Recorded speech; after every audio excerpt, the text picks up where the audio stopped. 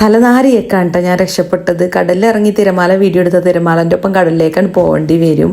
അപ്പോൾ ഞങ്ങൾ കാലിക്കറ്റ് പോകണ്ട ഋഷുവിൻ്റെ ഒരു ആവശ്യത്തിന് വേണ്ടിയിട്ടാണ് പോണത്.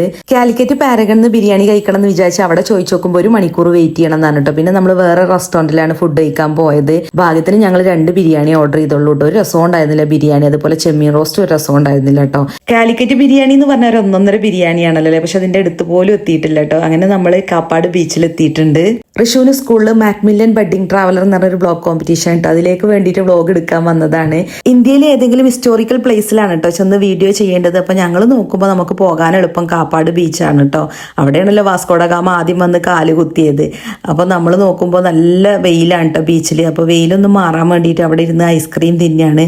അപ്പോൾ എനിക്ക് സ്ട്രോബെറി വേണ്ട, മാംഗോ മതിയാണ്. ടിക്കാൻ്റെ മാംഗോ എനിക്ക് തന്നു കേട്ടോ. ചുരുക്കി പറഞ്ഞാൽ കുഞ്ഞു കുട്ടികളെ പോലെ അവിടെ ഇരുന്ന് ഐസ്ക്രീം തിന്നിരുന്നു വെയിൽ പോകാൻ വേണ്ടിയിട്ട്. ഋഷുവിൻ്റെ കാര്യം പറയുമ്പോൾ അവൻ്റെ വീഡിയോ അടിപൊളി ആവാൻ വേണ്ടിയിട്ട് നന്നായിട്ട് വീഡിയോയിൽ പെർഫോം ചെയ്യുന്നുണ്ട് കേട്ടോ. ഞാനും അവൻ്റെ എന്തെങ്കിലും വീഡിയോ ക്ലിപ്പ് എടുത്താവും പറയും അതിടണ്ട അല്ലെങ്കിൽ നോക്കട്ടെ ഞാനൊന്ന് കാണട്ടെ എന്നൊക്കെയാണ് കേട്ടോ പറയുക. പക്ഷേ ഞാനും അവൻ അറിയാതൊക്കെയാണ് വീഡിയോ എടുക്കൽ.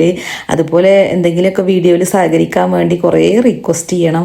പക്ഷെ ഇപ്പോൾ അവൻ അതിൻ്റെ ഒന്നും ആവശ്യമില്ല കേട്ടോ. അവൻ അടിപൊളിയായിട്ട് പെർഫോം ചെയ്യുന്നുണ്ട്. പിന്നെ കടലിൻ്റെ കാര്യം പറയുമ്പോൾ എത്ര തന്നെ കണ്ടാലും മതി വരാത്തൊരു സംഭവമാണില്ലേ കടൽ. ഞാൻ എപ്പോഴും വിചാരിക്കട്ടെ ഈ കടലിനടുത്തൊക്കെ താമസിക്കുന്നവർക്ക് എന്ത് സുഖം, എപ്പോഴും വന്ന് ഇങ്ങനെ കടൽ കാണാമല്ലോ എന്ന്. നമുക്കൊക്കെ ഒന്ന് കടൽ കാണണമെങ്കിൽ എത്ര ദൂരത്തുനിന്ന് വരണം. പിന്നെ വെയിലൊക്കെ ഒന്ന് ആറിയപ്പോഴാണ് കേട്ടോ ഞങ്ങൾ ബീച്ചിലേക്ക് ഇറങ്ങണത്. ബീച്ചിൽ ഇറങ്ങുന്നവരെ കാലിൽ വെള്ളമാവുന്നതും മണലൊക്കെ ആവുന്നത് ആലോചിക്കുമ്പോൾ നമുക്ക് എന്തോ പോലെ തോന്നും. പക്ഷെ ഒരു വട്ടം ആയി കഴിഞ്ഞാൽ പിന്നെ ആ പ്രശ്നമല്ല. പിന്നെ നമുക്ക് കടലിൽ നിന്ന് അങ്ങോട്ട് കയറാൻ തോന്നൂല അല്ലേ. എത്ര തന്നെ തിരമാലയിൽ കളിച്ചാലും മതി വരൂല. ഞാനൊക്കെ ചെറിയ കുട്ടികളെ പോലെ ഉണ്ട്. പക്ഷെ ഇക്ക ഇറങ്ങിയിട്ടുണ്ടായിരുന്നില്ല. ഇക്കാൻ്റെ ഷൂല് വെള്ളമാവുന്നതാണ് ഇട്ടിട്ടോ. പിന്നെ സൂര്യാസ്തമയം കഴിഞ്ഞ് ഞങ്ങൾ അവിടെ നിന്ന് ഇറങ്ങി പോകുന്ന വഴിയിലാണ് കേട്ടോ വാസ്കോഡ ഗാമൻ്റെ സ്തൂപം കാണുന്നത്. പിന്നെ നമ്മൾ പോകുന്ന വഴിക്കാണ് ചായയും പഴംപൊരിയൊക്കെ തിന്നത്. അപ്പോൾ ഋഷുവിൻ്റെ പാൻറ് തന്നിട്ട് അതൊക്കെ ഊരി വെച്ചിട്ടുണ്ടായിരുന്നു കേട്ടോ. അപ്പോൾ കൊതുകടിക്കുകയാണ് എന്നാണ് അവന് പറയുന്നത്. അപ്പോൾ ഇക്ക പറയുന്നുണ്ട് പാൻറ് ഊരിയിട്ട് കടലിലേക്ക് ഇറങ്ങിയാൽ മതിയിരുന്നു, പാൻറ് ഇടാത്തതുകൊണ്ടാണ് കൊതുകടിക്കുന്നത്. പിന്നെ നമ്മൾ ഡിന്നർ കഴിക്കുന്നത് പെരിന്തൽമണ്ണ എത്തിയിട്ടാണ് കേട്ടോ. ഋഷുവിന് ലോഡഡ് ഫ്രൈസ് വേണമെന്ന് പറഞ്ഞിട്ട് പിന്നെ നമ്മൾ അതന്നെയാണ് കേട്ടോ ഓർഡർ ചെയ്ത് കഴിച്ചത്. കൂട്ടത്തിൽ ജ്യൂസും ഉണ്ടായിരുന്നു. ഋഷു എന്താണെങ്കിലും ഒന്ന് നല്ല ഹാപ്പി ആയിട്ടുണ്ട്.